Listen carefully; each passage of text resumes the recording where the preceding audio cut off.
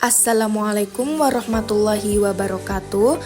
Perkenalkan, saya Intan Puspitasari akan menjelaskan tentang bagaimana perkembangan anak di usia sekolah.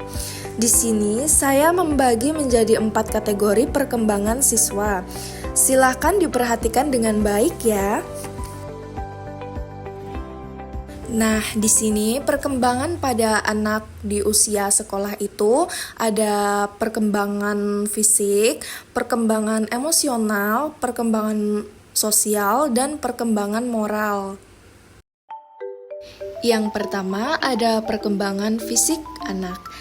Pada awal remaja, tubuh mengalami lebih banyak perkembangan. Laju pertumbuhan berlangsung cepat dan tidak merata. Perubahan fisik meliputi peningkatan tinggi badan, berat badan, dan ukuran organ dalam serta perubahan pada sistem rangka dan otot. Berikutnya, ada perkembangan emosi. Pada usia 6 tahun, seorang siswa sudah memahami konsep emosi yang lebih kompleks, seperti cemburu, merasa bangga, sedih, serta kehilangan.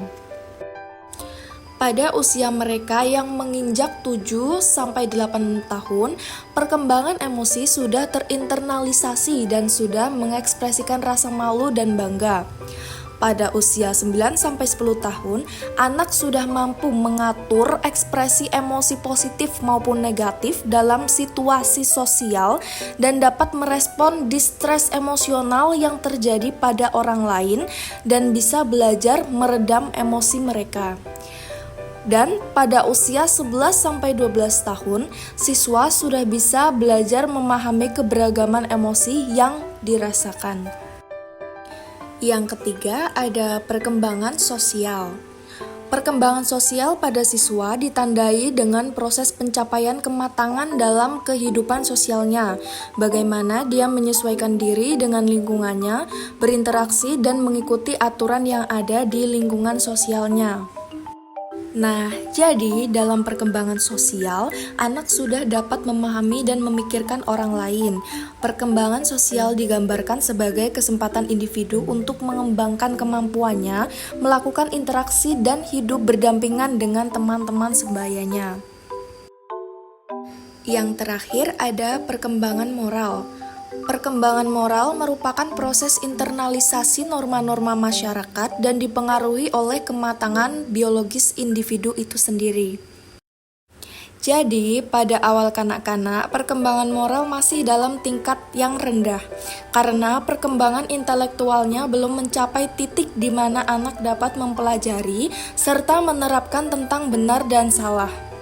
Namun, hal tersebut akan berkembang. Seiring berjalannya waktu, tingkatan moral anak pun akan meningkat. Mereka akan lebih memahami dan menerapkan nilai-nilai moral di lingkungannya. Nah, itulah penjelasan mengenai perkembangan anak di usia sekolah. Sebagai guru, keempat faktor itu penting guna mengamati perkembangan fisik, emosi, tingkat sosialisasi, serta moralitas pada peserta didik. Sekian dari saya, terima kasih.